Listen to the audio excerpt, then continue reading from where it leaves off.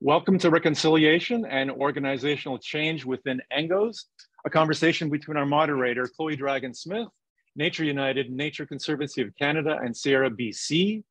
My name is Paul Babellis, and we're coming to you from the territory of the Mississaugas of the Credit and the traditional territory of other Anishinaabe, Haudenosaunee, and Wendat peoples. We are grateful to live and work in Treaty 13 and in an area governed, advised by the Dish with One Spoon Wampum Belt Covenant. As Sustainability Network Executive Director, it's my pleasure to welcome you all here today. Sustainability Network is a 25-year-old environmental charity. We work out of Toronto and help environmentalists and environmental NGOs across the country lead, manage, and strategize.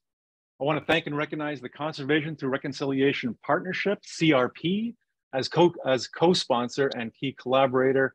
CRP is a 7-year SSHRC-funded program hosted by Isaac Olam Foundation, Indigenous Leadership Initiative, and the University of Guelph, with the goal of supporting Indigenous-led conservation in Canada. And this event is part of their virtual campfire series. We've had over 1,100 registrants for the call today, a testament to the quality of the panelists, moderator, and the importance of the topic from each and every province and territory, some participants from the US as well as abroad. Mostly our network of staffed environmental NGOs, but also people from other sectors and all walks of life. This is a public session. We're recording the session and within 24 hours making a collective decision on whether to share that with you all. If circulated, you'll get that email midday tomorrow. Participants today will be muted, but we want to get your questions, so please use the Q&A function in the Zoom toolbar to submit any question you might have, and Chloe will ask those of the participants following the presentation and the discussion between panelists. Please use the chat to socialize and introduce yourselves. It'll be really busy chat box, so we won't be monitoring that as much as the Q&A.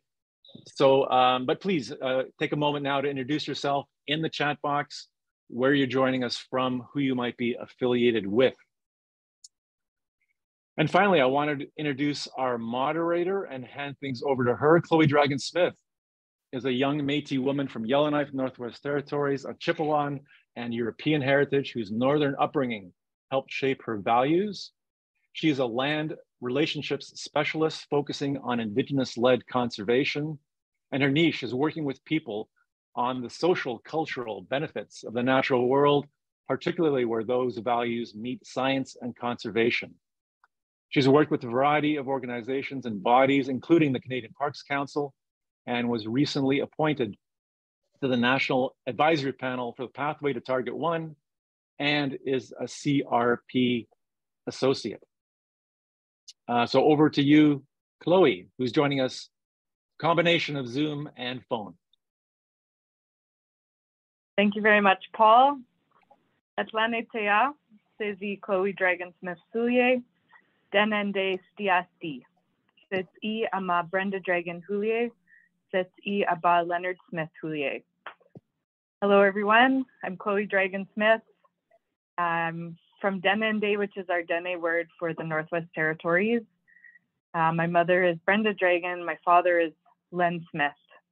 I'm calling in today from my home in the middle of Wood Buffalo National Park. It's right between the communities of Fort Smith in the Northwest Territories and Fort Chipewyan in Alberta.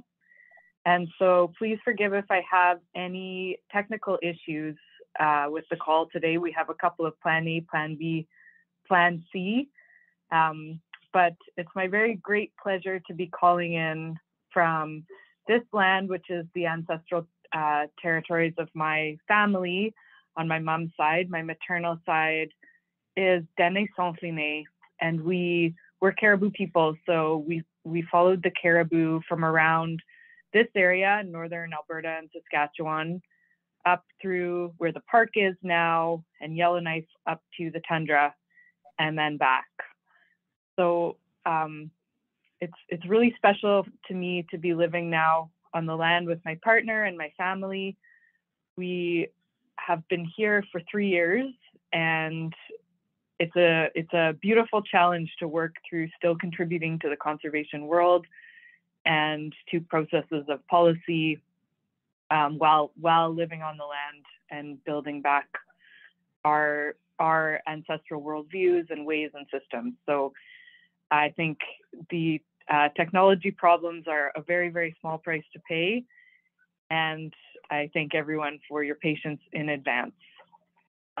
I'm also very honored to be moderating this dialogue because as a mixed-blood person, I've spent time living in my own world of Northern Indigenous family and what that means for me, my beliefs, my systems, how I do things. But I've also spent time in the Western systems of education as a child, and through to university, I have a Bachelor of Science in Earth and Ocean Science.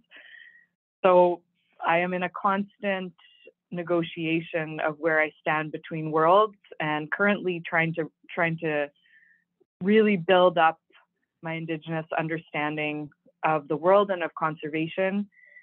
But I recognize very intrinsically the challenges of conservation today and building that balance and connection between worlds. And so thank you for having me. I look forward to hearing from everyone. And our panelists are going to be sharing some of the things that they've learned along their journey as well. So I think, as everybody knows, in recent years, environmental organizations have certainly identified Indigenous-led conservation and reconciliation as priorities. True reconciliation, however, will require organizations to critically reflect on their past and current approaches and assumptions. I think we're all working to understand and learn from the historical and ongoing harm of colonial conservation while taking genuine and concrete actions for change. So today, we're welcoming representatives and advisors from 3 organizations that have embarked on this reflection and learning process and are making concrete efforts to support Indigenous-led conservation. They are the Nature Conservancy of Canada, Nature United, and the Sierra Club BC. We will hear and learn from their organizational journeys so far, their intentional approaches to prioritizing and building meaningful relationships with Indigenous leadership. We also aim to explore the opportunities, achievements, and challenges they've come across along the way. So due to the dark history of conservation, we do acknowledge that this can be a difficult conversation, and we want to ensure it's a safe space for sharing and learning. So to everybody tuning in, we ask that you join this circle with humility and respect with regards to our panelists' journeys and also your own. Thank you so much, Tahuna. So we'll start the panel by allowing our panelists to introduce themselves briefly, and I will first pass it over to Jen. Thanks so much, Chloe. Can you hear me? Hello, everyone. My name is Jen McKillop. I'm here representing the Nature Conservancy of Canada. I'm really pleased to be here today. I'm joining you from Treaty 4 territory, traditional lands of the Nahiawak, the Anishinaabe, Dakota, Lakota, and Nakota peoples, and the homeland of the Métis. I've worked with the Nature Conservancy of Canada for about 8 years, for most of that time as the Director of Conservation and then Regional Vice President for Saskatchewan. But for the past 2 months, I have been working with our National Conservation Policy and Planning team as the Interim Director of Indigenous Engagement and Conservation. Nathan Cardinal, who previously led this team, was unfortunately unable to join us today as was planned, but I've spent some time chatting with Nathan, and he graciously provided his thoughts and perspectives for me to share with you as well. So I'll do my best to represent those appropriately. I want to thank the organizers for the opportunity to be a part of this group today, and to Chloe for sharing her insight on the topic and moderating the discussion. And I also want to acknowledge my colleagues for coming to share as well. And I'm really looking forward to the discussion. Thanks. Thank you so much, Jen. Claire and Amanda. Amanda, do you want to go first? Sure. Hello, everybody. My name is Amanda Karst. I'm Métis through my mom's side. My family's from LeBret, Saskatchewan, Treaty 4, and I now live in Winnipeg, Treaty 1 territory in the homeland of the Métis Nation. And I'm the Manitoba Program Director at Nature United. I've been working at Nature United since 2016, and my work is focused on working with Indigenous communities in northern Manitoba, and I'm happy to be here. And my name is Claire Hutton. I live and work on the territories of the Lekwungen speaking people, so the Songhees and Esquimalt nations, otherwise known as Victoria. I'm a settler to these lands. I work for Nature United along with Amanda, and my role is in helping to oversee the pillar of our work that's focused on supporting Indigenous-led conservation across the country. And I've spent quite a bit of time in the last little while also helping to kind of lead and champion our work that we'll talk about a bit here, but a process that we've been through that's resulted in what we call our Indigenous Right Relations Strategy and Action Plan for our organization. So I care deeply about this stuff. I've been working at Nature United for nearly 10 years and kind of in and around with First Nations and for First Nations for the last 20 years around supporting Indigenous people's authority to manage and steward lands and waters, and just really interested in this conversation about how, as environmental organizations, we figure out how to show up in a good way. So really interested and excited to have this conversation. And again, grateful for the other panelists and for Chloe and for the organizers. So thank you. Thank you so much, Claire and Amanda. Finally, Hannah and Charlene George.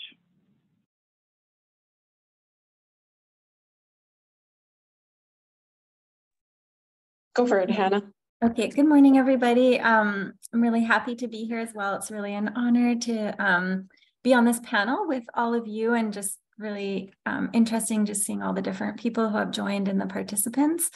So I'm excited for this conversation. My name is Hannah Askew, and I'm calling in today from Lekwungen territories, and my ancestors are from England and Scotland. So on my paternal side, where my last name comes from, Askew, it's a Old Norse word that means oakwood, and it's a specific oakwood that is no longer standing, but was in the northern part of Yorkshire, which is where my ancestors on my paternal side came from. And so during the Middle Ages, when people started leaving the places where they had been born, often the last name that they chose in England at that time was the place where they were from. So I've never been there to visit that spot, but I would like to one day. And I like knowing that I like thinking of those oak trees and thinking of being rooted there. One of the things that I have learned from different Indigenous colleagues and friends that I've been working with is that understanding yourself and your own ancestry is a really important part of showing up in a healthy relationship. And I'm kind of in the beginning part of that, because a lot of my family history was lost when we did come here. So I've been trying to do that reconnection work as well. And so, yeah, in addition to that, I am the executive director of Sierra Club BC, and have been working really hard the last 3.5, 4 years with my colleague Shar on trying to make some changes in the way that the organization is in relationship with the land and water and other beings, and also all of the different communities that we work with, and specifically with the Indigenous peoples whose territories we are fortunate to work on. Hi, Hannah. Each while, I wish you all a very and also to work with and I think that everybody here has shown up because they want to work with one heart and one mind. But that wish alone doesn't get you there. And so So for those of you who are curious, my Aitsnate, my real name is Quatstanat, come from Suk, and it would be Kosalish and Nutronath is where my grandmas come from. But I'm also really honored to be a bridge in that I have a family, a grandma that comes from the Como family, a French family that came to the area they now know as Acadia from France. And also a grandma that came from around the River Thames, and they were of the Nixon family. For me, I have a bridge inside of myself, and one of that gift of being a bridge is to come and to share. A big part of the hats that I wear, because I wear many hats, most of all my hat is of community. I am a mom. I have three spacham, but I'm claimed by many as an auntie. And I'm a grandma and a great grandma already. And I base my work and my thinking and my effort on being a future ancestor and doing my very, very, very, very best to model what that looks like as a possibility of where we could all be in moving forward. If we don't make the effort to make decisions in a different way and act in a different way, platitudes are lovely, but they stick. One of my biggest tasks, working alongside Hannah and others, is to be a cultural voice. What that means is that it may not be comfortable, the message that I might deliver. I have sometimes to be a gentle anti-voice and sometimes a very strong anti-voice, because it is important that the system has to change. It is broken, absolutely broken. But how do we move forward? How do we take the things that are good is always my question. And actually, let's back up and let's not call it good. Let's call it steps forward, because whose value are we going to actually look at? So I'm really honored this morning that I woke up in the area where Ichal, the goddess, of the ancestors of the Mayans that are still here, and other Indigenous people I'm calling to you from this area, way south in the sunny place, much different than my home, and lots of beautiful rain and wind, what we actually really, really deeply need. So with great gratitude, I am here.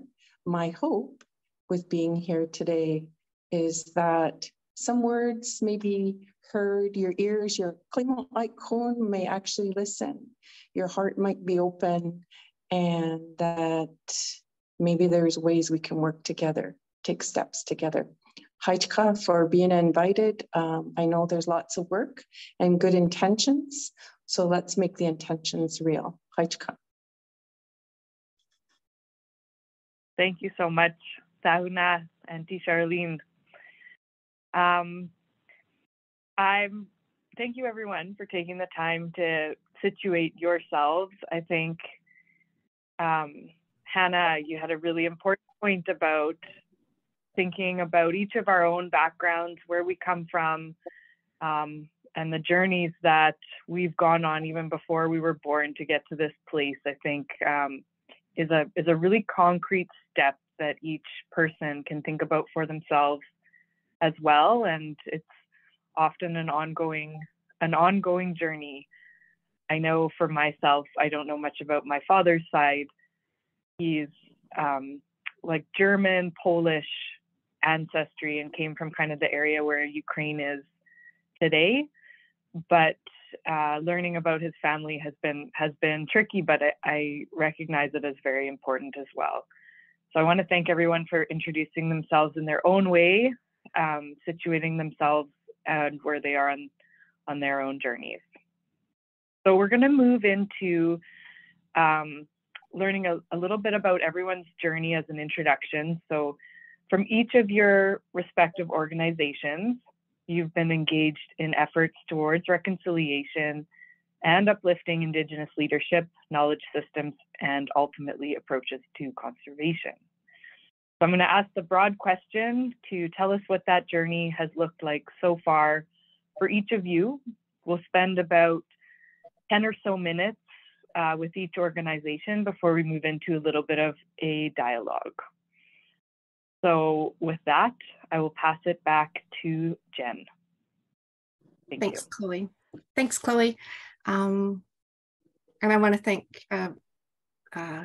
Shar for sharing those words as well. I'm actually going to combine a bit of the organizational journey with my personal journey when I'm talking about NCC, because since being invited to speak about reflections on NCC's organizational journey, I've been thinking a lot about how an organization's journey is based a lot on personal experiences and personal journeys of the people who work there. And thinking about Shar's words, I know that as non-Indigenous people, we tend to separate our work heart and mind from our personal heart and mind. And so I was thinking about that when I was sort of preparing my remarks and what to say. And so we talk a lot about working in the spirit of ethical space. So I'm going to do a bit of situating myself in the context of this work. So not just my name and job title, but where on the land I am and where I come from and how that relates to Indigenous lands and peoples, and then to the work that NCC does and that I do with NCC. So I live and work in Regina, Saskatchewan, and this is the area that the Cree call Oskana Kayasas Teki. Sorry for my Cree pronunciation, I'm working on it. That's Nahiyao for the place where the bones are piled up. And my understanding is that this place name originally was in reference to the rich buffalo hunting historically in this area, and Indigenous hunters would lay out the long bones of bison along the creek just over here, and then stack them into piles. And that would be an acknowledgement or out of respect for those animals that would provide them with virtually everything they needed. But that name, pile of bones, as it's has become more commonly associated with the piles of bones that were stacked up here in Regina waiting for train transport, where they would be made into fertilizer and fine bone china. And they were one of the byproducts of the slaughter to near extinction of buffalo on the prairies. And the extermination of these animals, which were the ecological and cultural keystone species of the grasslands, had the effect of basically eliminating Indigenous people's source of food here, as well as their shelter, and really everything that their life ways were centered around. And this was to make way for settlement of this area and use of the land for agriculture. So I am of settler ancestry myself, a mix of Irish and English, German, and Scottish. And my Scottish ancestors settled only less than 100 kilometers north of here at Last Mountain Lake shortly after Treaty 4 was signed. And where they homesteaded was very close to an area that was intended to be set aside for a reserve for Indigenous peoples. It was an important fishing site. But historical records show that in the surveying process, the surveyor actually recommended that the reserve not be set aside as the area had become thickly settled. Some of those folks were McKillops, and they didn't want to give the Cree a foothold, as they said, in that part of the lake. And so the reserve wasn't surveyed.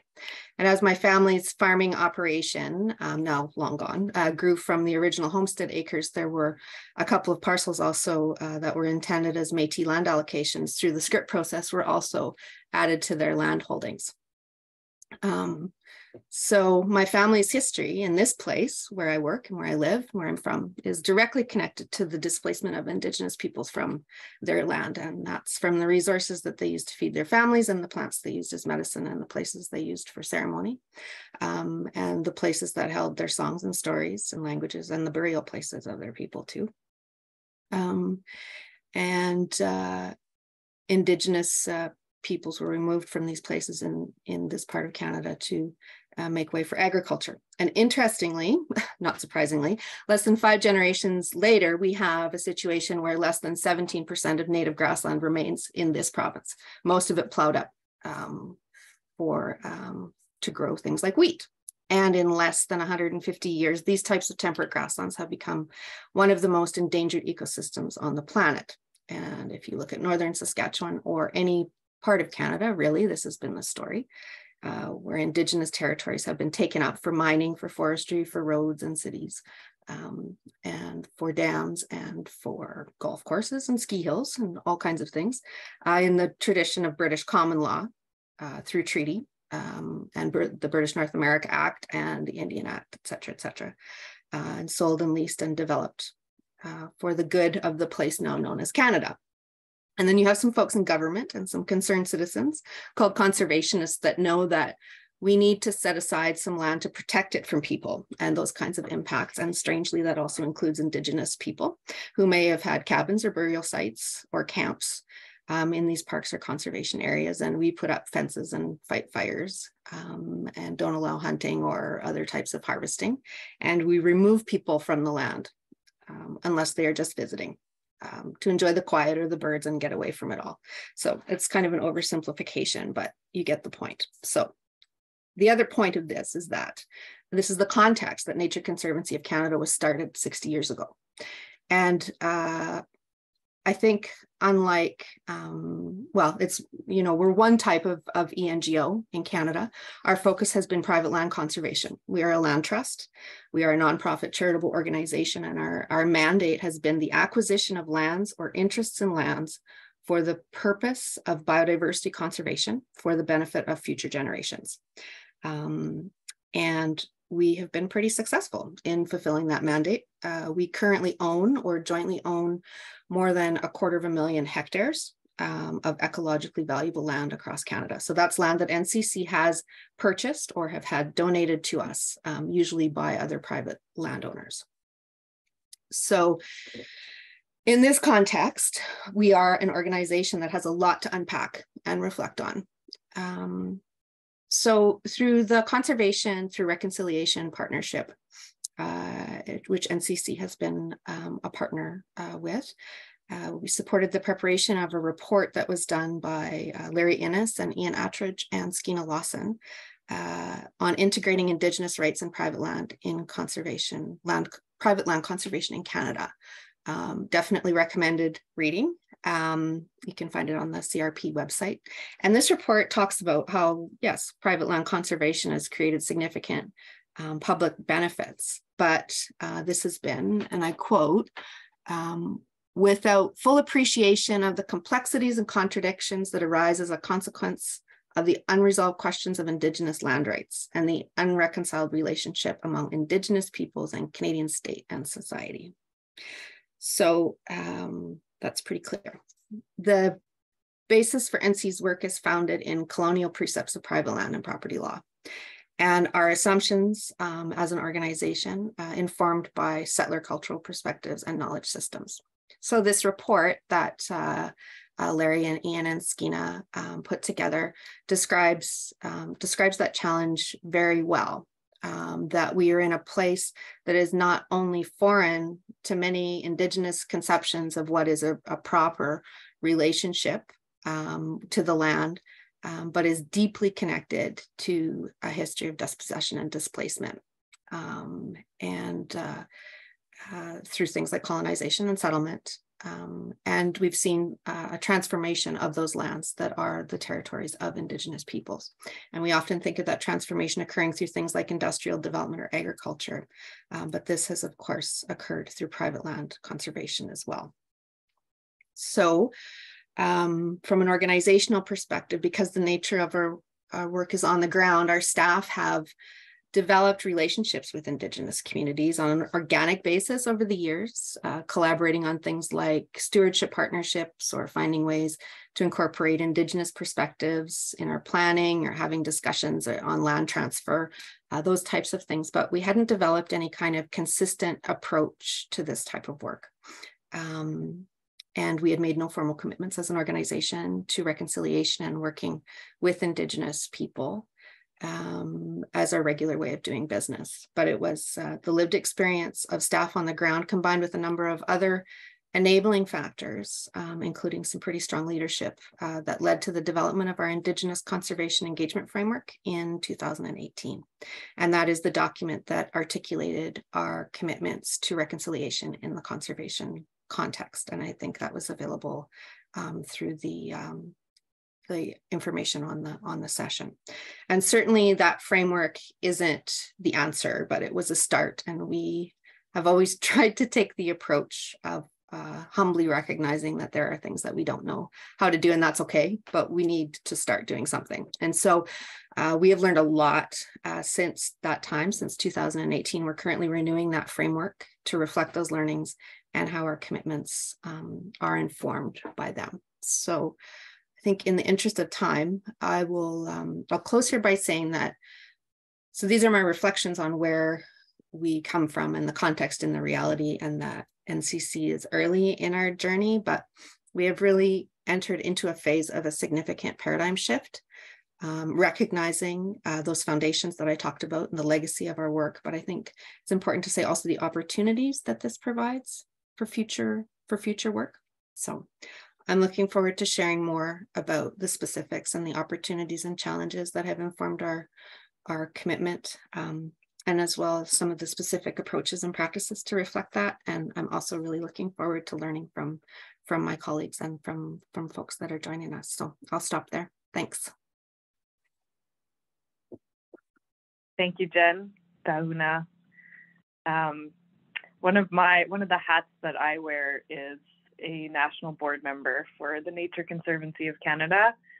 And I have certainly been a part of the change in the journey over the last 5 years. And I think, I think there's so much truth to what you're saying, in that, you know, the opportunity is huge. And I think that is just a great reminder for all of us here about the huge opportunity.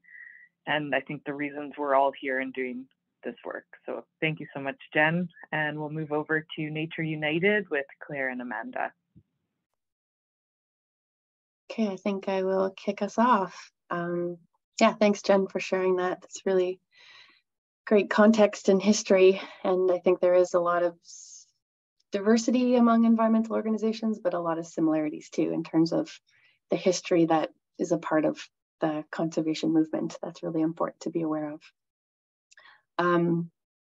I guess before I hand it over to Claire to kind of talk about our journey kind of from the beginning, I just thought we would talk a little bit about how we approach conservation at Nature United. And I guess for me, my starting point is really when I started working here in 2016. And so I remember when I saw the job ad, and I guess for me, I was a bit, I really kind of took note of how they described this person's role, that it was really about building relationships with communities and understanding what their priorities were. And it was really focused on supporting community visions for their territories and how they wanted to take care of them. And the kind of work it was about supporting: land use planning, guardian programs, youth on the land initiatives, really kind of pulled together all those interconnected pieces that make up Indigenous-led conservation. And so it really aligned with how I'd been working with communities before that time, kind of working on environmental initiatives in the nonprofit sector. So that was kind of my starting point for this organization. And I think there'd been quite a bit of a journey up until that point. But I guess in terms of how we approach our work, we really believe that Indigenous people connected to their places with the rights and the knowledge and the responsibilities to take care of those places are going to do the best job of caring for lands and waters in the long term, and are really going to lead to the best outcomes for nature and for people. And so based on that belief, that's how I guess why we invest a lot into working in partnership with Indigenous people and supporting Indigenous-led conservation.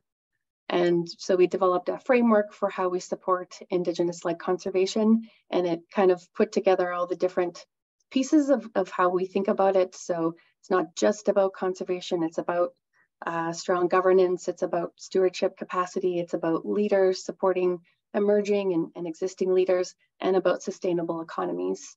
And it's all these interconnected pieces. And it's also, we have that, the importance of being a respectful partner because none of the work happens if that's really not in place either. And so how we approach our work is working with communities, building relationships and trust for the long term, and identifying projects based on mutual interests, and the communities lead the work in their own communities and their own territories, and then we provide support where that's identified. And so sometimes that could look like providing technical support, sometimes that means it looks like providing funding support. And I guess I'll just share one more thing before I pass it to Claire.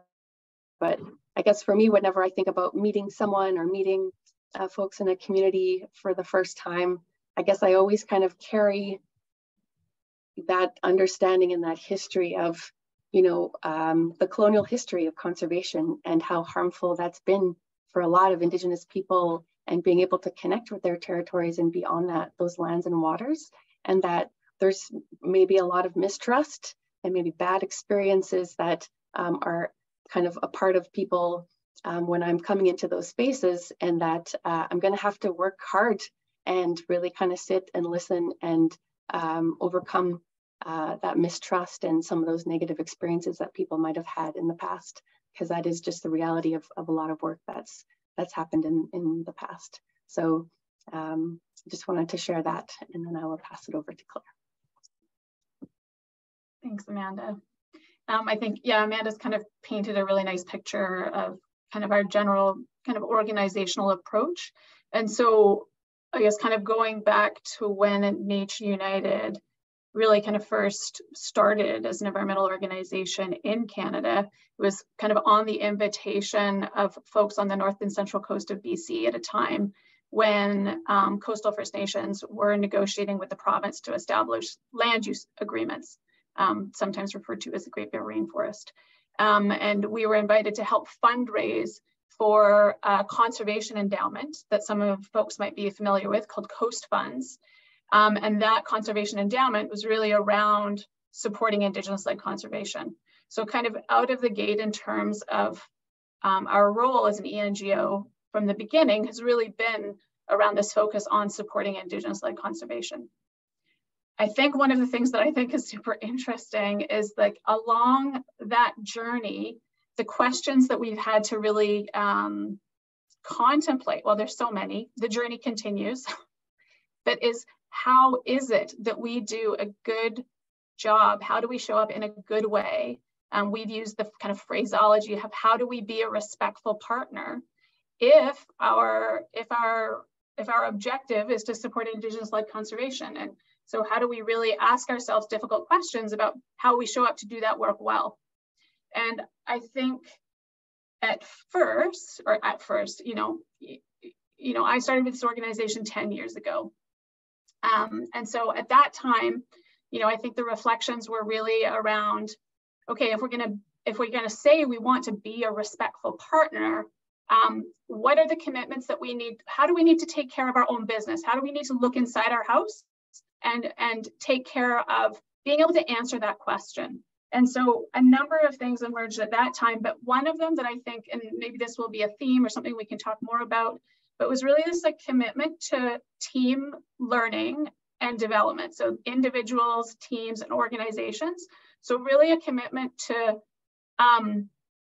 building cultural competency within the folks within our organization, to equip people to have the conversation about how do we show up? What do we not understand? What do we understand? And how do we like build our awareness of the history of the conservation movement, which already you're starting to see, we're speaking to these different aspects of it, the history of the conservation movement, but the history of colonization in this country and the current impacts of the ongoing impacts and the ongoing strategies of colonization in this country. And how does that affect our choices about how we work and what we work on, et cetera. So anyways, there's been a real emphasis since I've been a part of the organization around this kind of organizational, this learning piece, equipping ourselves to have important conversations about how we're going to really reimagine conservation, because that's, I think, what needs to happen and what we're all kind of participating in here. And then I think another piece, and you heard from Jen, the kind of the framework, and Amanda said similarly, how do we start to think about our organizational policies and practices and develop those policies or revise those policies or throw the policies out and start new ones so that our policies and practices of how we operate as an organization are aligned with our commitments or our intentions and hopes to be a respectful partner.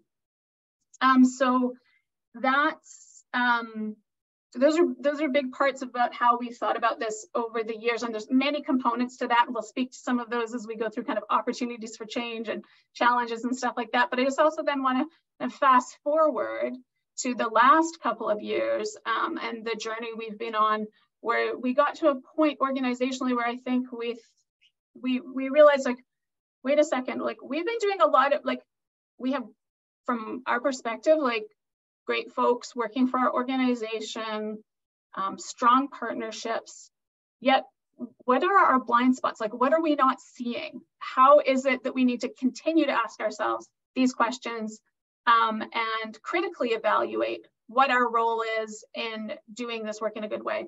And so we undertook this effort to do a sort of kind of internal reflection piece, but we invited a group of Indigenous evaluators to come kind of and sit with us and have conversations with people throughout our organization, so we could start to understand or reveal what some of our blind spots might be, what some of our kind of growing edges might be. So we worked with Reciprocal Consulting, and they conducted this evaluation in 2021. And from that, they played back to us a set of kind of reflections and recommendations.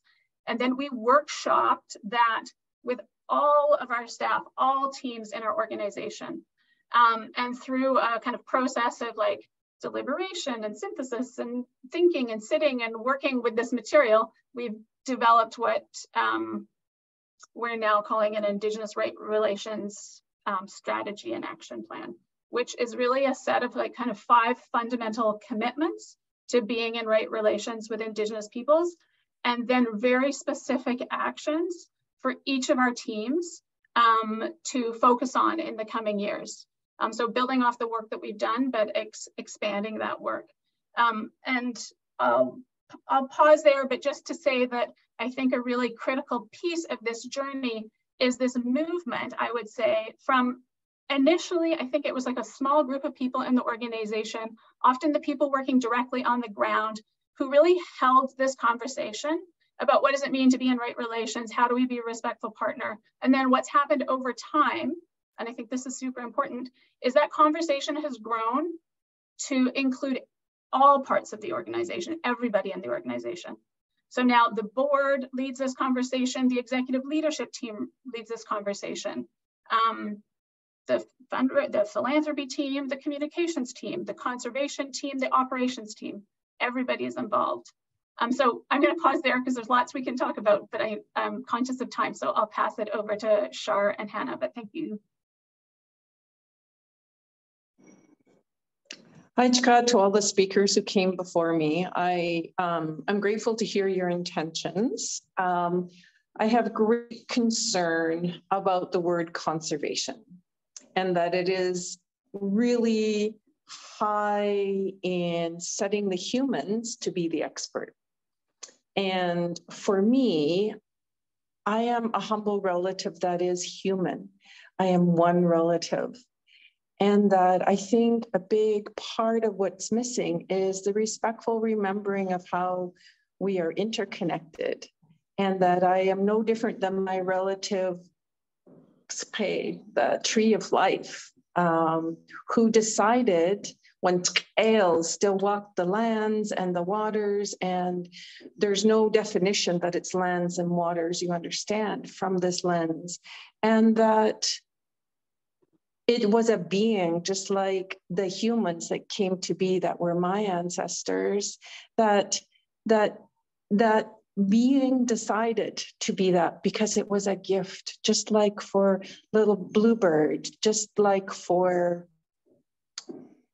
Stakaya or our whale or any of the beings, that we are just one kind of being. and that we have come with so much entitlement in this colonial way of thinking and this seeping system that has come to be here. And this is the biggest part of what my hat is within Sierra is, and others, is to ask those really deep questions and say, hey, you know, we cannot be separate anymore. It's time to pass that. That's what has sunk our canoe in the past. As an Indigenous person, I'm extremely grateful to my grandpa, who's long passed now, Skloot, and that he had such deep understanding, even though in residential school, and he was the first generation of residential school,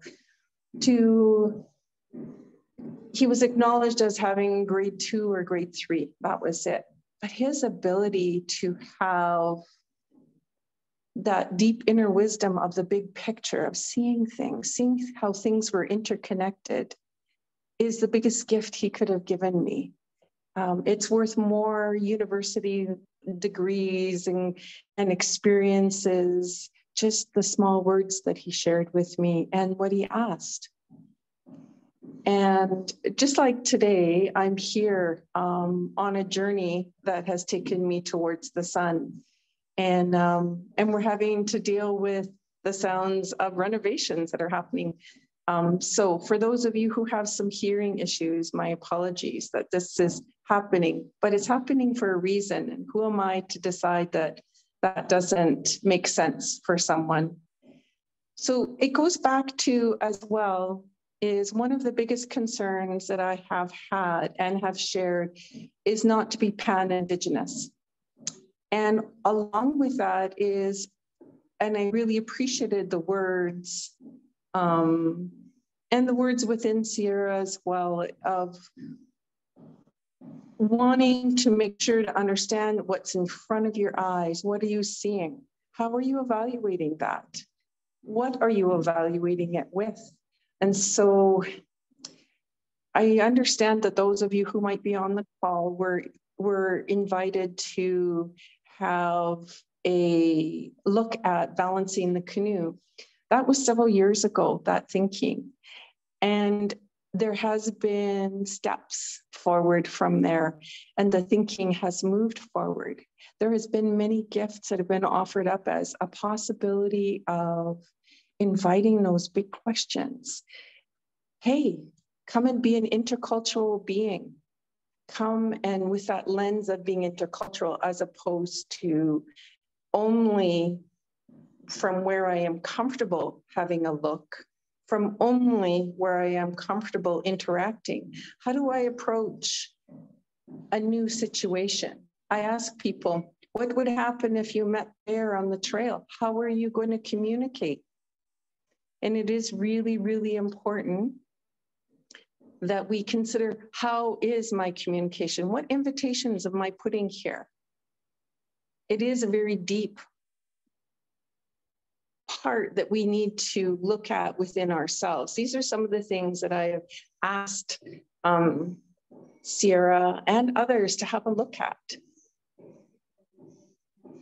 I look at my role as an auntie as being a really important role to figure out how can we move across silos and not be separate. But there are times when you don't throw the baby out with the bathwater. There are times where it is important for change that you do need to be in a silo. You do need to have that smaller part of a circle, smaller part of a family or a portion of that family. And that has been strategically done. There has been changes, and miraculously, they have been able to sustain change instead of following back. I use the transformational theory, education as well as theory of change, to help to guide people outside of an Indigenous way of thinking, understanding, knowing, and being. Because how can you ask somebody who was raised in a Hunitum society in a very colonial structure with expectations and evaluation lens of that to enter into an area, a relationship that is totally foreign from how they understand? many of the relatives that I know, actually, I'll tell you a story about my grandbabies. Before they were 5 and going to school, they already had it snapped how to be able to navigate 2 worlds quickly, not be shy in either world. Oh, well, I wouldn't say that. There are some shyness, but still the understanding of being able to navigate those worlds is an incredible skill. Rarely do Khunitam or visitor humans actually have that experience of being not the dominant culture in the room. And in that place of being uncomfortable and not knowing is a place where change can happen. In the last few years of working, huge changes have happened in education. Education is, if to put into a judgment statement, is the low-hanging fruit. And I'm using these terminologies today, even though they're not how I would normally choose to interact, but because this is the shared story that you would understand most of the people who are on the call here.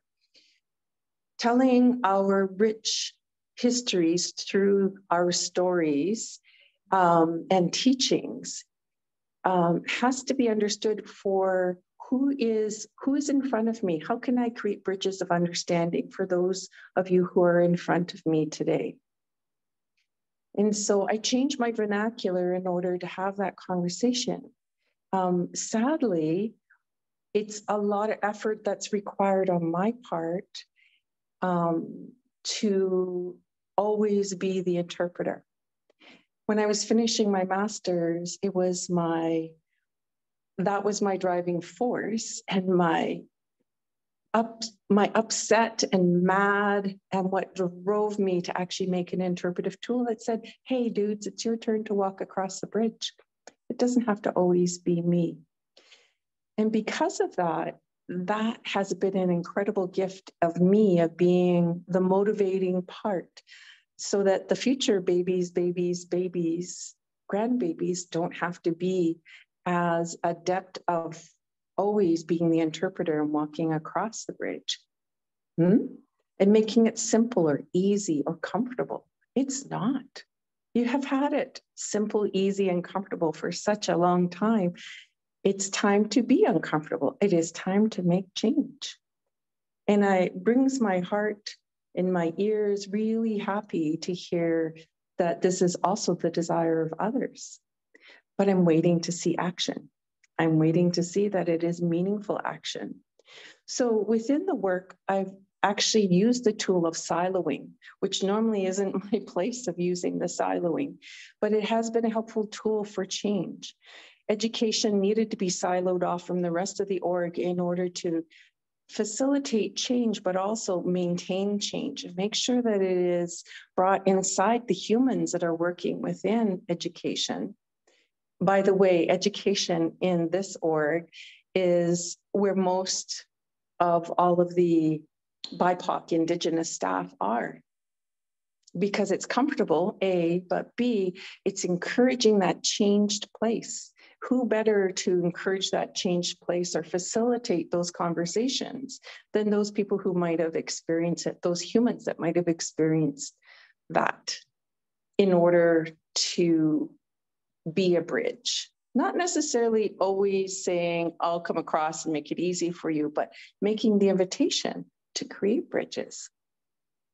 Another area has been engagement, and it's one of the areas where it became really evident, for instance, that the current website that we have is not working. It does not express the changed lens, the hoped for changed future steps that would like to happen.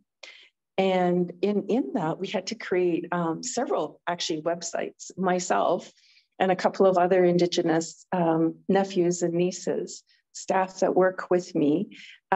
We created another site because we just couldn't host our message within what the present system was. One of the other things to be was engagement. So we've done another site that is Invite to Action. And we've tried a way of combining languages. There's nothing wrong with the language of science, but my grandpa used to say, oh, those sciences, they finally have caught up. Even if I express something that is different, it doesn't mean that it is less valuable. It means that it is a different lens. And I have a very deep understanding of what is the interconnected parts. I have a difficulty sometimes with science language to be able to describe the same things, because there is that same nuance that happens. I would like to invite for all of us, and I have expressed this invitation a number of times, to think about reimagining an English or a communication language, which may be based in English, that does something more than is what is in front of my eyes. What is the value that I can describe by concrete terms and concrete outcomes and expectations. And in that, I use a value system that is truly measurable. And so what happens if we try to imagine all of those things that are behind the eyes, that are of emotion or of spirit, of our connections? Those are things that are really hard to describe in English. Most often I revert to some of our language, and you've heard some of it today. Natsama aich kwaluen. How do I take that very deep truth and put it into some simple English words? There's not a simple way to describe about how we could work together as one and be, but one doesn't mean that it's more power or power leveling. In some ways, that pendulum of power has been so far into the colonial structure. The only way to balance it is for it to come over into an Indigenous lens. But in that, are you comfortable with seeing what that looks like and what's in front of your eyes? And how could we approach a middle ground where we still have the same value systems that have gotten us into trouble? We are no further than extraction. Even though I've heard the lovely words here, in actual change and function, we are still only at extraction thinkers. We are all consumerism. We are based in that lens. And so if we are truly intent on making change, we have to look at things from a different lens. To help that, one of the works that happened last year with a young scholar at the institution known as UBC was Melissa. Melissa and I worked together.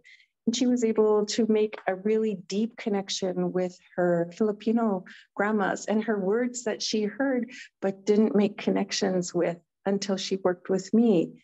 And through that work, we were able to make invitations, consider what else is possible. And in that, and they'll share with you a rubric that we came up with. I want you to know, though, that the rubric is not as far as what we could take it in terms of an invitation and language and evaluation, but it's where the middle ground might be, where people might be comfortable to start looking at themselves and their organizations as a structure. Most of our organizational structures are really harmful. I mean, as much as the humans inside of them might want to change, the org structure, if you are a not-for-profit, you have to deal with a CRA. How do you deal with a handshake? One of the ways to deal with a handshake is I absorb them into my own social insurance number. It's recorded under mine. I'm not going to go ask my auntie to sign a doc for $50 or $500. I am not going to do that. I'll give you my Indian status number, and you can deal with that with the government. And so it really is important. And when we're going to talk about change, it's not just platitudes. There needs to be concrete action. And along with that has been just a couple of weeks ago, the conversation of, okay, here's our chance to actually put into action with the next cycle of reimagining. What would it look like in a couple of years' time? What are we going to focus on as an organizational structure and as an individual structure? And how do we move past platitudes? And how do we make this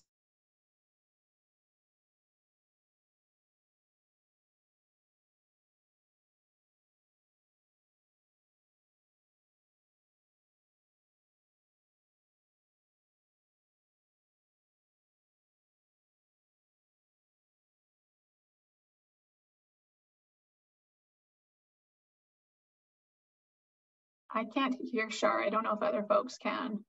Now it looks like she lost her audio.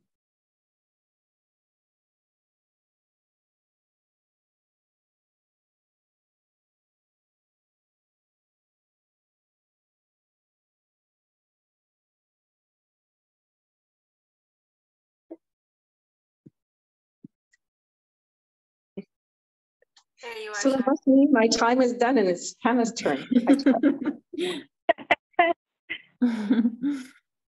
Thanks so much for that, Shar. It's really been an incredible journey to get to work with Shar on these, really, really difficult challenges over the last few years as an organization. And it's just been so rich. And it's funny because Shar and I didn't have, Shar is traveling right now. And we didn't have the opportunity to connect too much, but I was thinking of one of the same things had really come to mind for me, which is this question of bridging. And when I first became executive director, one of our Indigenous board members, Lagoat from Git Gat Nation, he asked us to set the intention for the organization that we be porous. And so we've really worked on that porosity and what does it mean to allow other ways of understanding and knowing to come into the organization. And as I'm sure all of you know, that it's a challenge because an institution develops its own logic, its own way of doing things, and to open yourself up in that way to new ways of learning and doing in an intercultural context can be quite challenging. When we put out the Balancing the Canoe document in 2019, it was one of the first things that Shar and I worked on together. And Shar gave us permission to share a story that's in that document called Quickshaw and the Raven. And she shared with me a certain version of that story. And as usual for nonprofits, we were in a real rush and behind the schedule. And I did some editing to that in an attempt, in my mind, to make it more easily understandable to our audiences and supporter base as I understood it. And after it came out, Shar's daughter, Katie, who was working for us at the time, came to me and she gave me such a valuable teaching that I haven't forgotten. And she said, my mother does not need you to be a translator for her. And the way that she has shared that story is very intentional. When I spoke about it later with Shar, and we've had many of these conversations over the years, one of the things that I've seen Shar be really intentional about is that other people, like Shar's already going 90% of the way to help people understand the cultural perspective. She is we're using the language of English, and there's so many things that are done to make settler communities and members of our organization comfortable. And really it's us as a settler community that needs to be doing that work to move, to do that bridging work and to put ourselves in those places of discomfort. And we may not understand always, we may listen to an Indigenous speaker and we may not understand all of what's being said, and that's okay. It's a chance to grow and just to listen and to learn. And so I've had to really grow my capacity to be comfortable with not understanding everything, and also that we might share things through Shar, other Indigenous speakers, and it might be shared in a different way than what our supporter base is used to, and it may create some discomfort, and that's okay, because that is really what needs to happen.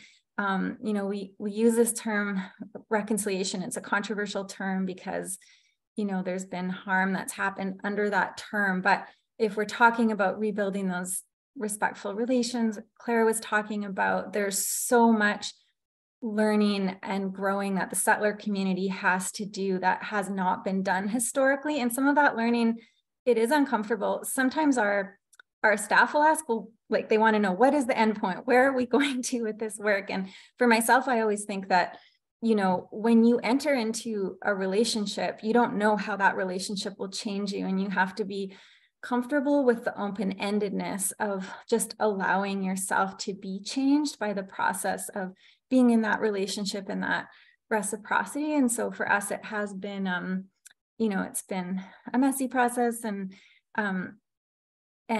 it's not always clear exactly where the next step will take us. but we've been trying to grow our organizational capacity to be more porous, to be uncomfortable, to know that we won't always understand things, and some teachings can take even years before, before a light comes on for you. It might be many years after that someone shares something with you that later there's an understanding. So we're also trying to kind of grow that patience and that humility. So I'll stop there.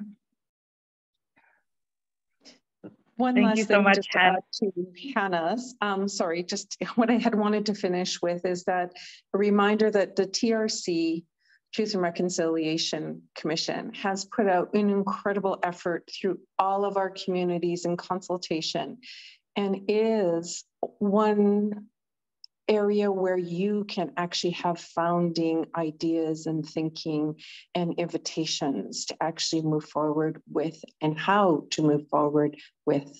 And so, Haichika, I just wanted to add that before we were finished. Thanks, Auntie Shar.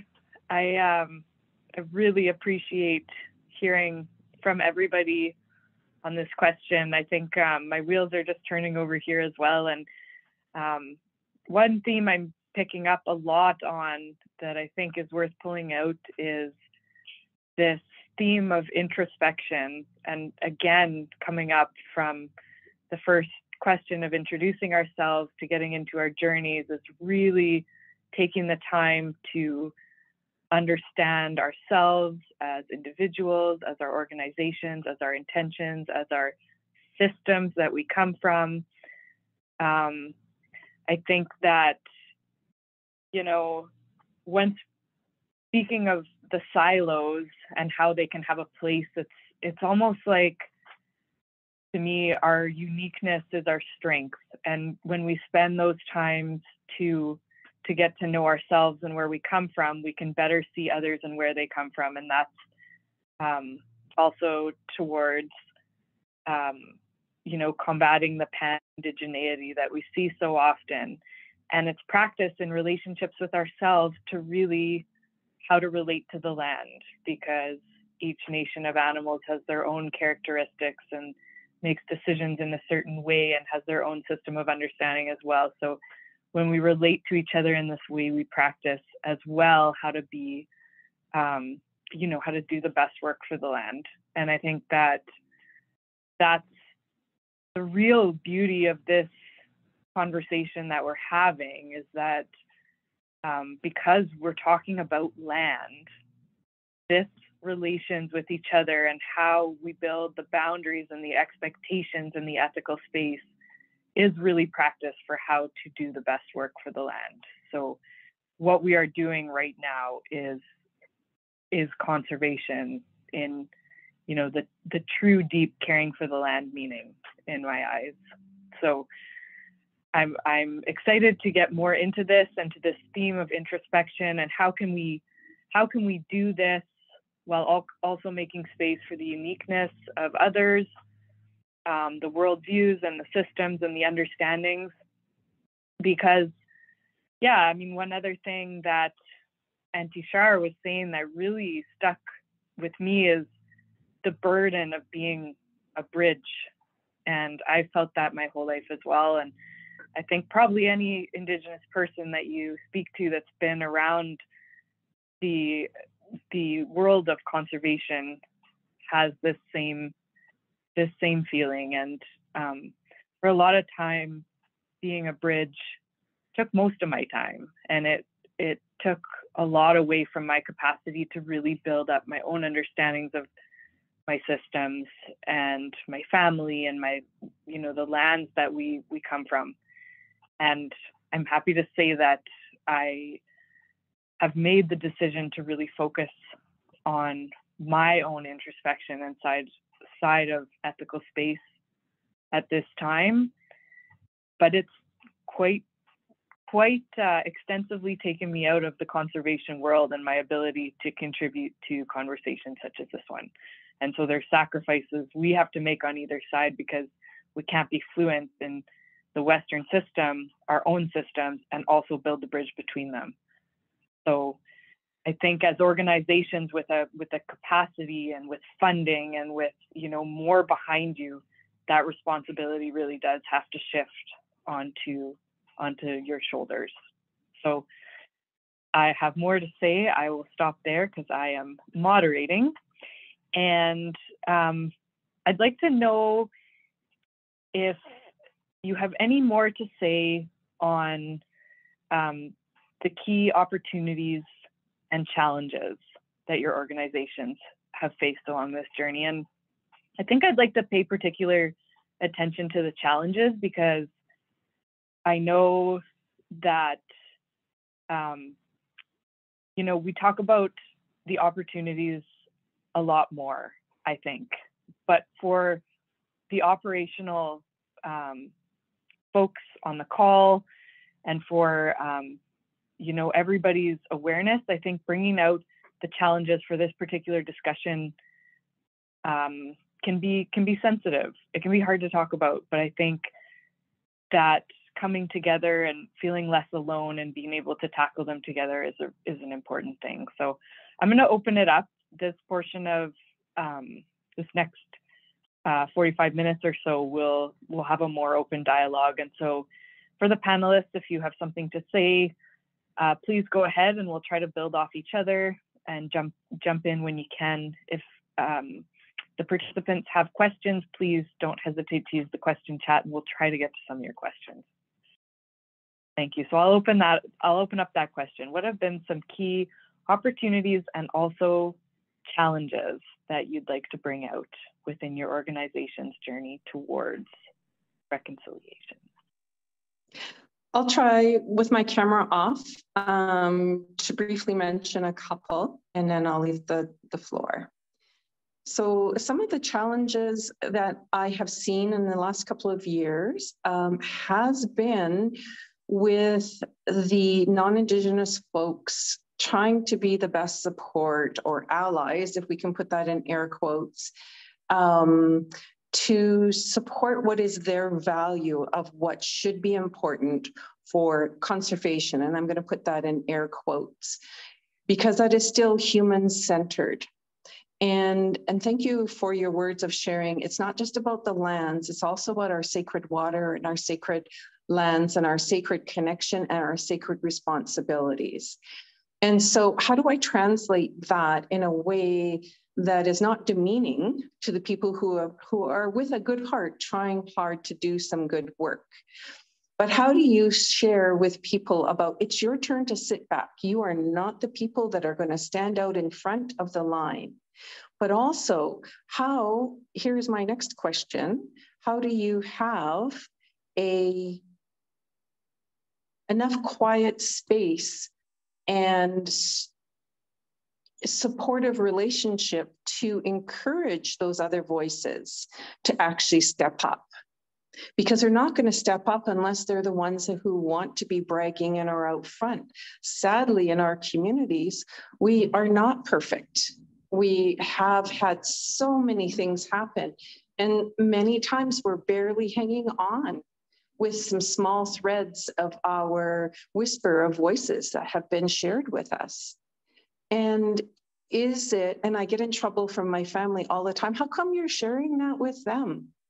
And it is really, really important to be particular about the parts that are being shared. And as Hannah said, some things, and this is a good reminder, are twisted so that they're comfortable. Well, it's time for it not to be comfortable. It is time for things such as the learning curve, where it's non-Indigenous people going into Indigenous communities, pretending or professing or acknowledging that they're the experts, when in fact that they're not. And that how to repair some of those relationships after is a lot more work for myself and other folks.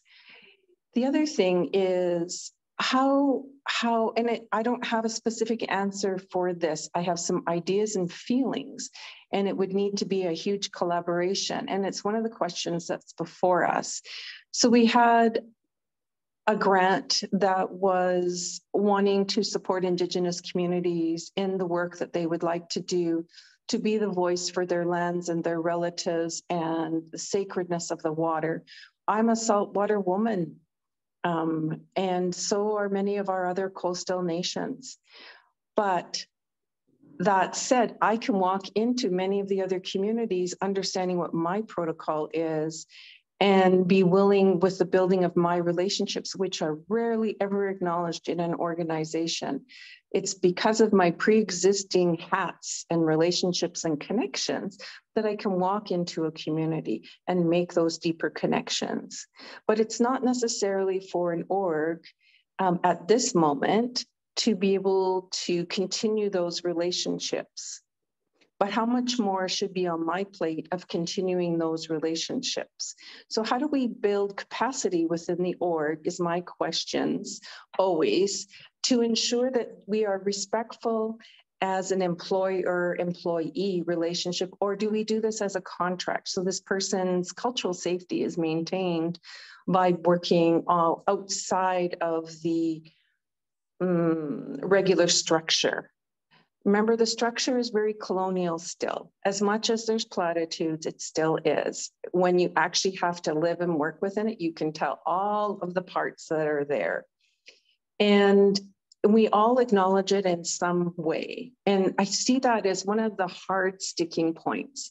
And I really appreciate the wisdom that is there and the willingness to work that is there. But at some point, you have to empower others. Even when it is not popular, it is not professed in exactly the same way. Your expense claims are not going to be comfortable. I can tell you that in personal. Most of them are my expenses, and I'm happy to do it because, again, I'm happy not to have my great grandbabies have to do this work. The last point that I wanted to make is about when we share things such as consider how we paddle together, which is the next set of work, which is public. It does share the stories, but it asks really deep questions and reflections. It's just not there to entertain you. It's there to provide you some small crumbs and tools and thinking and invitation and hard questions for you to do the work so that it can form the organizations, this one and others, systems such as university systems, potentially such as government systems. Sadly, we had all of those within our longhouse, our Tileilam structure. And even though I'm using my words, it's not unsimilar in other communities. And even those that are east, because everybody, when I'm at home, is east from me. And it's just a translation tool. And so in being able to walk into other homes, other home areas of responsibility, they have a responsibility to those ancestors whom they live with the goodness that came from their very deep prayers and actions. How are we, and this is the sticking point, how do we change the system enough, still survive in this outward system enough to provide an example for how to move forward in change? That one is a very huge stumbling block. And it's also not an easily fundable place to be because people want to know, for instance, well, what are your measurable outcomes? And what I try to describe for those folks who might come from that mindset is, if you imagined a PAR project, a participatory action research methodologies project, then you could imagine what the process of doing this work should look like. And it is humbly stepping back and saying, I am facilitating a conversation, just like today. I don't know all the answers. And maybe not even when I'm 100 and whatever. I have grown up knowing, because I had contact with true elders who were here at the time of change. I was lucky enough to sit with some of them and hear them and joking, and my ears tuned to the language because I didn't speak English. And so you're hearing those parts that are nuanced, but how do I share that forward? not just with you folks here, but also with my own family. They're growing up in this Western world, and how do we take and how do we collectively work together instead of in small silos and separateness where we fight for funding, and it's indirect conflict with all of the other smaller, gentler voices who are actually trying to do the work, such as the stewards of Shanach and the relatives over in what you would know as Beach Bay. I'll stop there. Aichka. Thank you so much. I think that's, yeah, really important questions and context. And I'm interested in hearing from our non-Indigenous panelists on some of those challenges, and maybe if there's some that you've been able to meet or learn from as well, from an organizational perspective, but I think again also from that personal perspective, because they are so intertwined. And I think that the journeys that you're on really do start with yourselves as well. So when navigating these systems and the work, what are some of those things that have come up? Whoever would like to answer.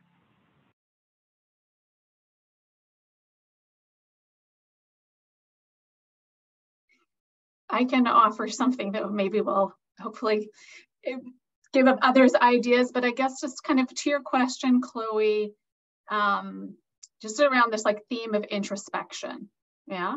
And I think all of us are kind of speaking in our own ways about why this is the room for introspection and reflection and consideration and education is so important.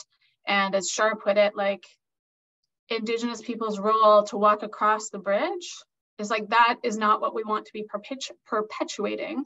We want, as non-Indigenous peoples, my perspective is to be taking responsibility to either meet in the middle of the bridge or be the people walking across the bridge that Hannah has spoken to really nicely. And so I guess one of the challenges that I think is really real is that many of us work in, as has been pointed out, colonial structures. And Hannah, I loved the way that you said, you know, institutions just develop their own logic and reality, right? Like we've constructed these things. So it's like, how do we start to deconstruct our perceptions about our institutions and what can and can't happen within them, and how we also kind of combat this, like just your story about the rush of like, oh, you got to get the thing out and you edited the story, but the rush. So I think there's all these little elements of the way we're talking about these things that points to me to this really significant challenge, which is actually like making the space to do this work within our organizations. Like we need to do it within our lives, but we also need to do it within our organizations. And I think the ability to do that, there's a whole lot of forces at play that are countering the need to create space for vulnerability, for learning, for discomfort. And so one of the things that came up in the action plan that we've developed is actually starting to, and it's working within our colonial structures, but it's kind of like manipulating our colonial structures to help us take steps towards the places that we need to be. So one of the recommendations that we've started to work on is in our annual work plans, in our individual work plans, in our budget lines, in our evaluations, like our personal evaluations and team evaluations, that this work is actually like named as a line item. This work of reflecting and learning and sharing and considering how to do things differently. So I think there's kind of these what are the ways that we can tinker, and it is a tinkering. This work is huge, but can we start to tinker with our organizations to create the space for this? Because without this, we can't make those bigger changes over time. So that's something that comes up for me in listening to everybody's comments. I can say a few things. Claire, I really appreciate what you were saying about making space, because I know in our work, it's really hard to find that space, but something that we need to do. And I also want to acknowledge Shar's point about creating cultural safety And I want to acknowledge the challenge of creating emotional labor for our Indigenous partners and our Indigenous colleagues, and that, you know, forcing them to speak our language, meet, you know, them come across the bridge and us not do that. And I talk a lot about how we need to do our work, you know, internally. We need to do our own work, and that's your own learning journey, and then your organizational learning journey. And thinking back to what you were saying, Claire, about that's really the first step for your organization. If folks are wondering, that's, you know, people, you need to do your learning, and it is context specific, and it is geography specific and culturally specific. And we're an organization of 400 people that work across Canada. And so there are some similarities and some understandings in terms of the history of Canada and the history of colonialism and those kinds of things that most of us didn't learn in school growing up or from our families. And so that is a very elementary journey that a lot of settlers need to take in terms of lack of understanding of just the basic history of our country. But it is context specific, so to avoid that sort of pan-Indigenous context where we can. But I would say a couple things that I don't know if this is helpful, but in talking to others in our organization and from my own perspective, in terms of that learning journey, there's a couple of things that have struck me and others as really significant. And one is you can do your own work, but it's not a desktop exercise. So some of it is, you know, read the books, listen to the podcasts, that type of thing. But it's part of it is it's much more impactful when your team learns together, right? It's like it makes the experience, understanding your responsibility and your contributions and your obligations. When it's done on a collective level, it can be very, very powerful. And people, I think it's really important for people to remember to be vulnerable, as someone said, to be humble is very important. And as settlers, we're not often not very good at that, and to be courageous. So that's one piece, is the collective learning. And the other piece is the most impactful learning for me in my career and in my life, and what I've seen for others, is learning on the land with Indigenous people. And that, to me, since the beginning of my career, is where I have learned the most. So for sure, you can learn at the kitchen table having a cup of tea, but being actually out on the land is the most impactful thing. And so if we're talking about sort of how to address those kinds of challenges, I think that's one thing that I've certainly learned over the past 30 years. So. What Jen and Claire have shared really resonates with my experience as well. And one thing that I wanted to also highlight is just the way that we're, interlocked into these external systems as well that we don't have as much control over. So Shar alluded to that a little bit, like the CRA, how we do the financial accounting, like we can shift a little bit, but also we run into restrictions in terms of how we're audited, et cetera, and then that happens in, like, for virtually every department across the organization, with communications. And one of the conversations that I have with our communications team members is, okay, like, if we write in this perspective or try and share in this way, then maybe there's a fear we're going to get less likes on social media, or maybe even the op-ed isn't going to get run because it's not reinforcing a dominant worldview that is, like, familiar and easy to people. And so with that kind of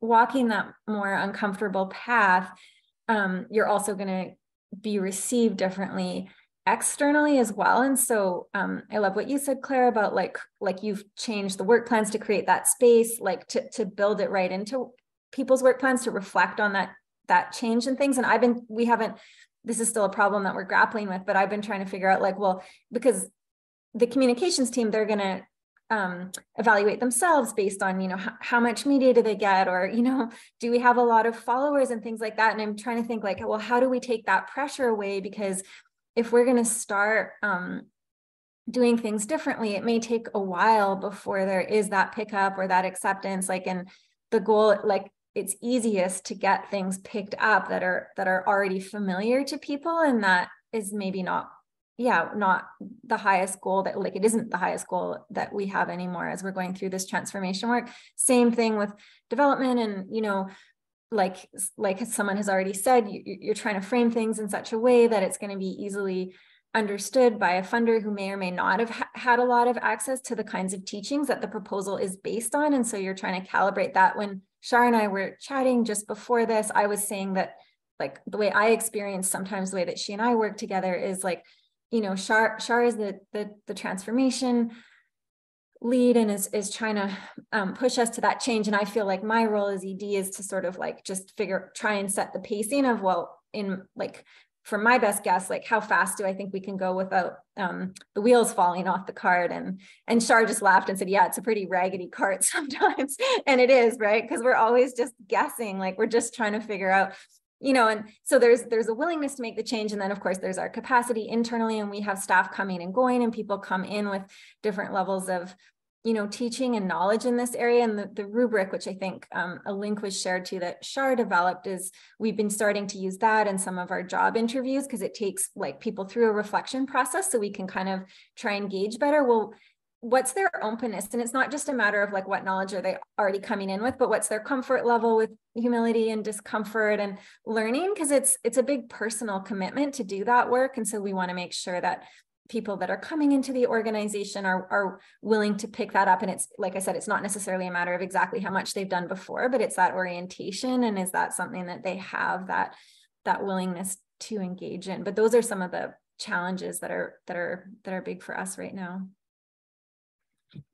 Thank you so much, Hannah, Claire, and Jen, for your honest reflections.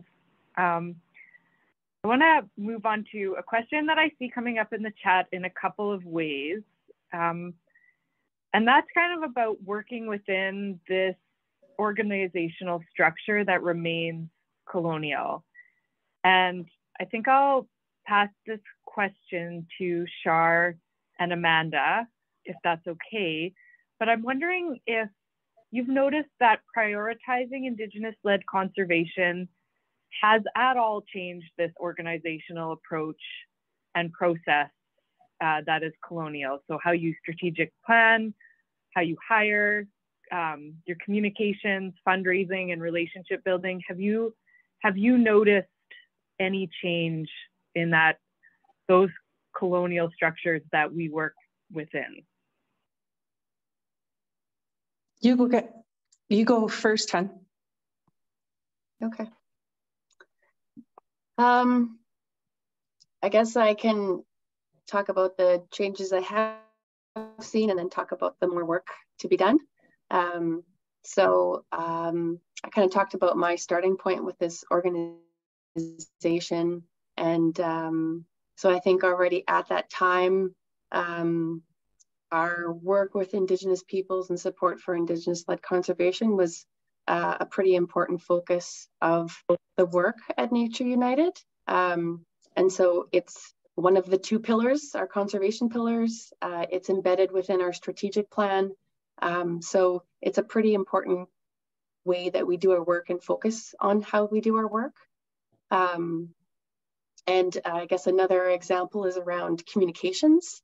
So that was kind of one of the key opportunities and shifts we made, is acknowledging the past harm that happened through communication efforts in the past, in terms of how they were done, how people were informed about the process, bringing in outside videographers and photographers who didn't have very good cultural competency into communities and didn't understand the context. All that contributed to a lot of harmful impacts from communications and the need to shift that. And so we have these communication guidelines that were developed to really articulate how to do things better. And that's around getting informed consent from communities and clearly laying out that process, and at all possible, ensuring the stories are told by Indigenous partners in their voices, ensuring that, you know, we don't claim credit for the work, you know, that it's acknowledging the Indigenous leadership in that process.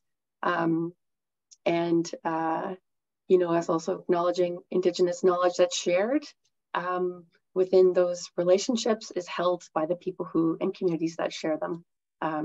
So those are, I think, examples of like some key shifts and changes that have kind of happened in the course of my time and before as well.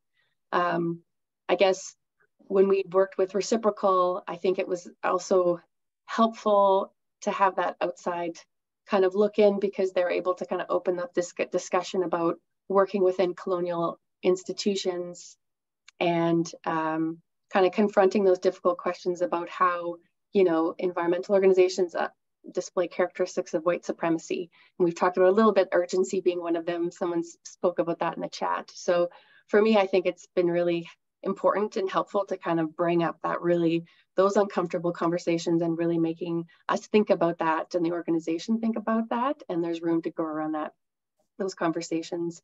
And I guess for me, I would like to see more Indigenous staff at our organization. So that's where I feel like there's room to grow in the work that we're doing.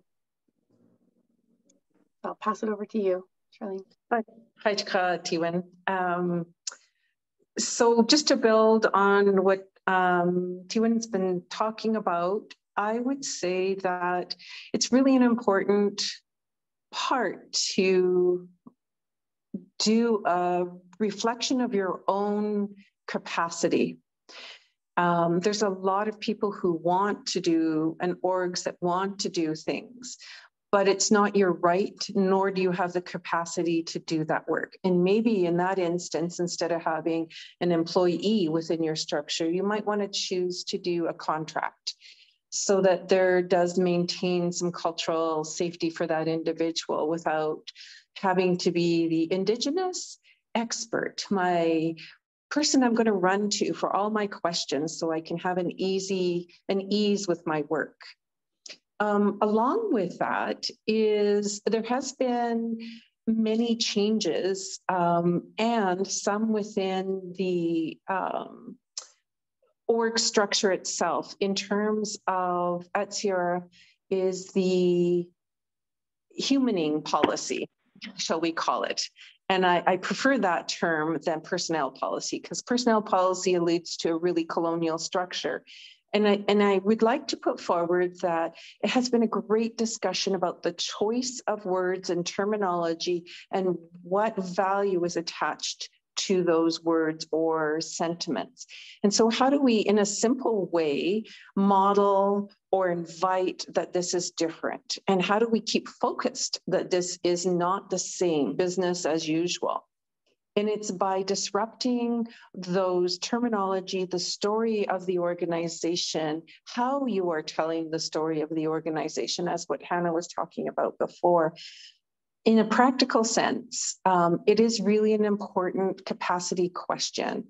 So not just for Indigenous staff, but for those staff or humans who might come from a BIPOC perspective, for instance, other folks who might come from an Indigenous lens from another sacred place on this beautiful lands and waters that many of us call home.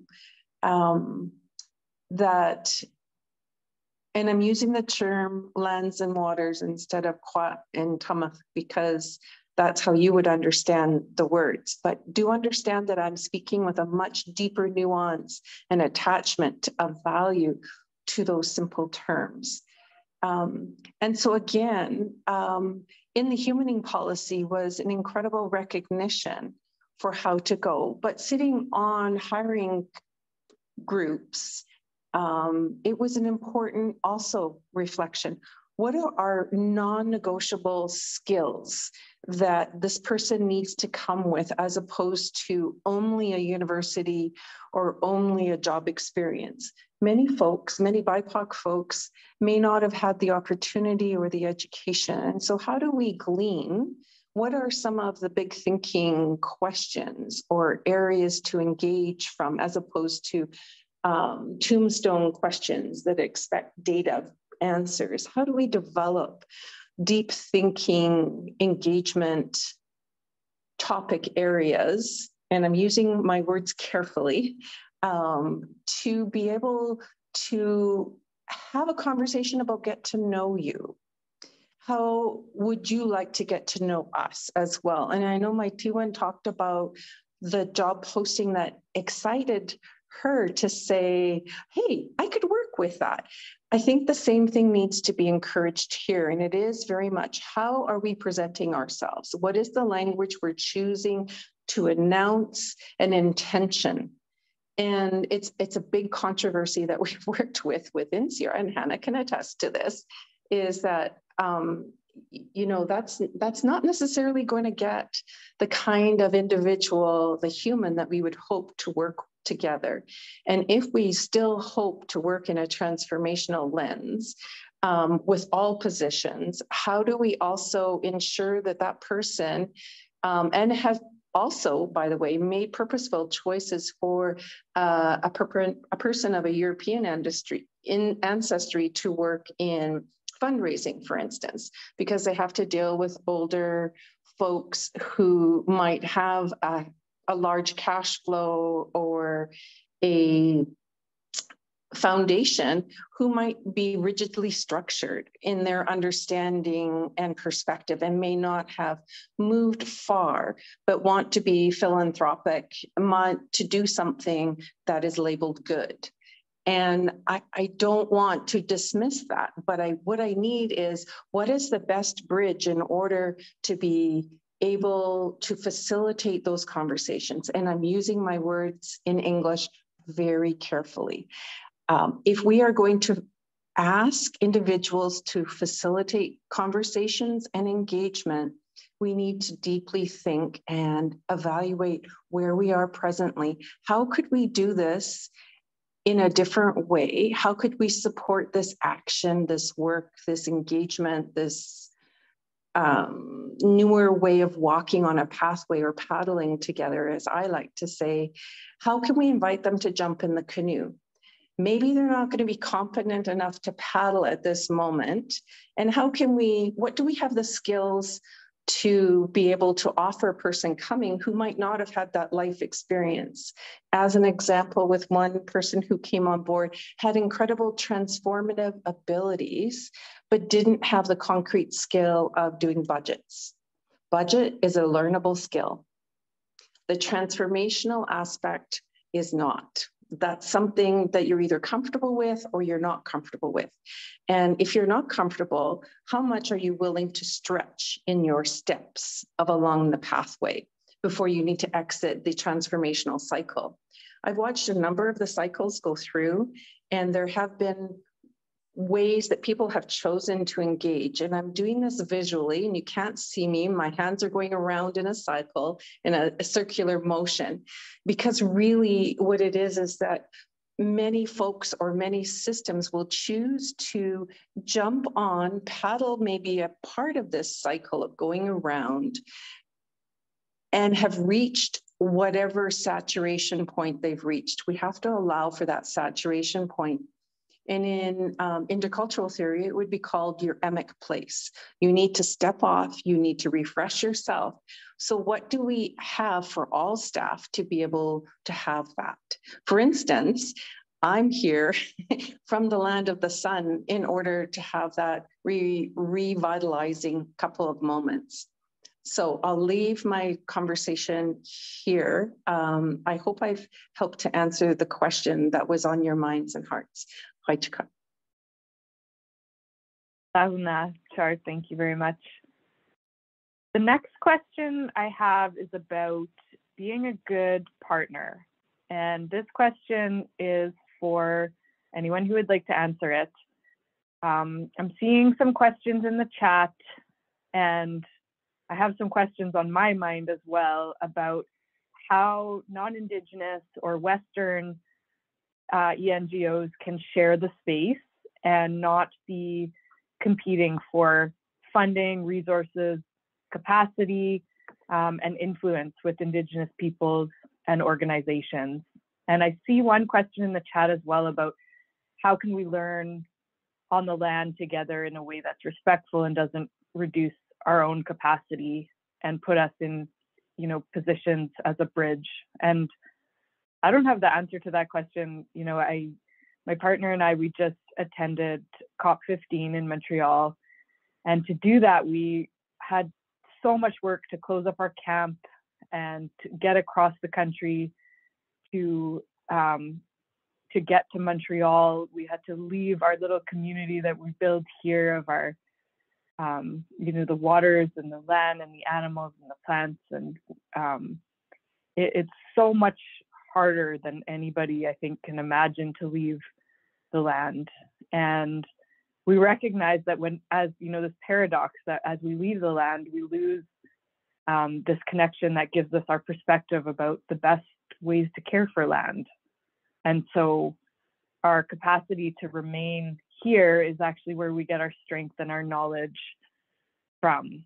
And you know, it's one that's really on my mind, is how do we get that, you know, the information from the sources to the places where it can make, you know, help guide outcomes and decision making, but without sacrificing the lifestyles that we need to be living and, quite frankly, rebuilding to have that perspective. So again, as good partners, how can non-Indigenous organizations share the space and not compete and take away from the capacity of Indigenous peoples and organizations?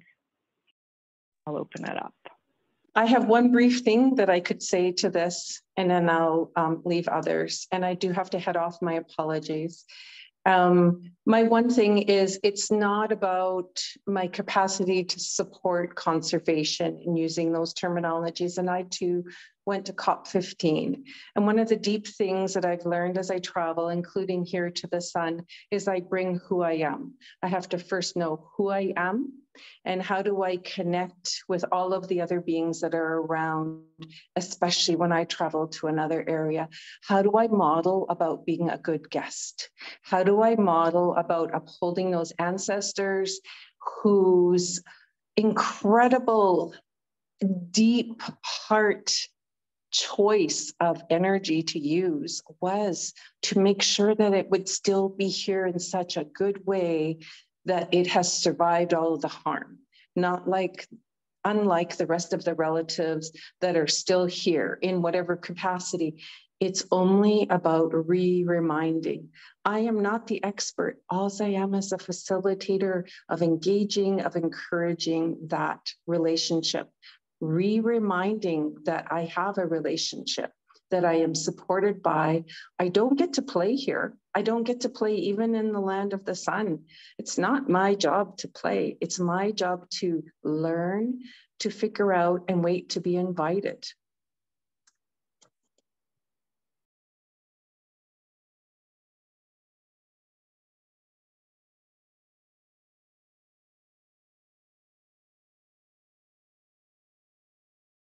I think those are, yeah, very wise guiding words. And I'm wondering if anyone has examples of how that's played out within their organizations, or strategies maybe for the participants listening in. One of the things that we've been trying to figure out how to do is, like others have said, we've been trying to understand and develop accountability for the harm that we've done as an institution. We've also tried to understand, well, like what is there about our institutional structure and history and the relationships that we have that we can leverage in ways that are helpful to others and to Indigenous partners specifically, and other groups as well. So like one of the things is that, you know, we have longstanding relationships with funders, a lot of whom are really committed to also transformation and decolonization. And so sometimes, like if we're in conversation with, you know, Indigenous people who have projects that they're trying to get, one of the things that we can sometimes facilitate is a relationship or a partnership with a funder that we know has that kind of interest, because we have that sort of network, right? So like we're trying to increasingly shift how we operate to figure out like what is useful in what our institutional capacities are, and how can we share that better and leverage that better. So we've been trying to put intentional focus. Our director of development, Britain, like has put a lot of thought into kind of charitable partnerships. So organizations that are BIPOC led, that don't have charitable status. And so they can partner with, like, that's one practical thing that we can do. So we've been just trying to look like we are a kind of institution that's been around for over 5 decades. We've got this infrastructure, and how can we share that better? So that's something we're working on. Just a thought from me, a couple thoughts on that sharing the space idea, to build on what Hannah was saying around sort of the financial ecosystem that we live in, and I think that there's a lot to be said about making those connections to donors, working with communities. The model needs to change. I mean, we're always in competition with each other as ENGOs, or have been, it seems, and so we need to create some equity in that process. And so there are some occasions when an ENGO is asked to sort of play an intermediary role, or whether that's building capacity around project management or that type of thing, or even the financial management of projects. And I think I know that ENGOs need to be aware of their place in that kind of conversation. And if you're asked, it's the decision of the community and the direction of the community on what role an ENGO can play in that space. The other piece I would say around creating space is humility plays a significant role in this thought, and that's that ENGOs need to do a better job of collaborating with each other. Going back again to COP15, I mean, I remember watching, listening to a chief speak about the work in her community around conservation, and then I saw the ENGO representatives attending, like, flock to her afterwards, and it was like, pick me, to work with you. And there needs to be some humility there, and some communication between ENGOs in terms of figuring out where we sit, what we can offer, and come together and figure out what the most appropriate role for us to play is, based on what the Indigenous community wants and expresses in terms of the need. We all have different skill sets that we can bring to the table, and so it's important that we know our place in terms of our collaboration, sitting around a table and offering those skills up if an Indigenous community wants to partner with us. So in terms of being a good partner, I think that's that humility piece.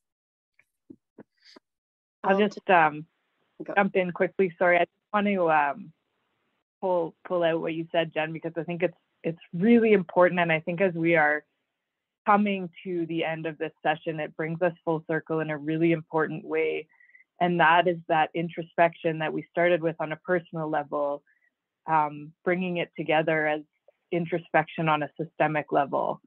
And so we have it, for ourselves, we have it for our organizations, but we also have it from the point of view that, as non-Indigenous ENGOs, you're representing the Western system in a construct of ethical space. And if folks on the call aren't familiar with the concept of ethical space, I really do encourage you to do some reading on that concept. There's some great resources out there that I think can probably be shared through the chat. But I think, I think that is such an important point, that if we are to get to a point, a place where we can speak between systems in a respectful way that's not taking from one another, we have to somehow build in that large scale structure where we do support each other and don't take from each other. So thank you very much for that. And I cut someone off there, so I'll let you finish. And then very briefly, if anybody has any last words, we're 5 minutes from the end of the session. Thank you so much, everyone. I'll say my goodbye now, and tahuna. Thank you for listening and being present, everybody, panelists and participants. Once again, I've been honored to be a part of this discussion. I just wanted to quickly add to what Jen was saying, just because it was kind of similar thoughts I had as well, but just like our work in Manitoba is pretty community focused. So we kind of look to their direction about the role we play in the work that we're doing together. And then I guess I kind of consider it my responsibility, like one of my roles in the job I do is to understand who else is working in this space. And so that is other ENGOs, that's Indigenous-led organizations, and wanting to connect with those folks and finding out, what are you doing? You know, are we actually working at cross purposes? Are we being redundant here? And kind of with the focus of not kind of overburdening Indigenous partners, right? As you said, Jen, right? So we sort our own stuff before we go and engage, and where we've got respectful relationships with others doing overlapping work, we can be like, let's coordinate and let's, you know, organize a joint meeting, you know, here. So I do really like that idea of collaboration, and I think it's super important. And I'll just finish by saying thanks everyone for this really important conversation, and just everyone bringing their truths and their vulnerability and honesty and reflections. It was a really good session. Thank you.